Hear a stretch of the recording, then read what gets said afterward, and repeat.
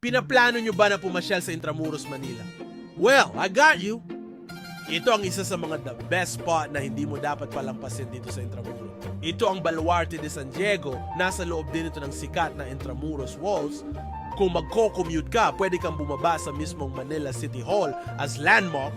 Mula doon ay pwede mo na lakarin o kaya naman ay sumakay ka ng pedicab at e-bike.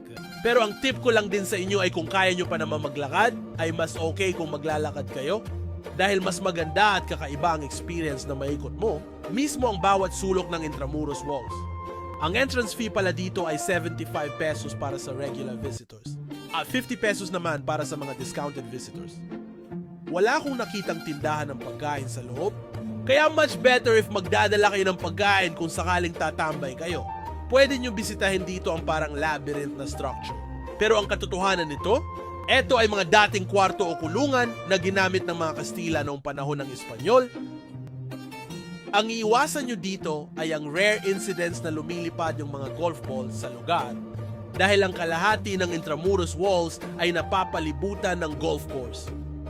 Isa lang ang Baluarte de San Diego sa madaming historical spot na pwede ninyong bisitahin dito sa loob ng Intramuros. Kaya kung sakali nasa plano nyo na ang pagpunta dito, ay kulayan nyo na yan at isama nyo na ang Baluarte de San Diego sa listahan. And para sa mga tips and tutorial ng magagandang pasyalan, don't forget to like and follow my page Trip ni Pango. Kaya ride safe, travel mo, and enjoyin mo ang buhay ng naayon sa sarili mong standards. Ingat mga kapango!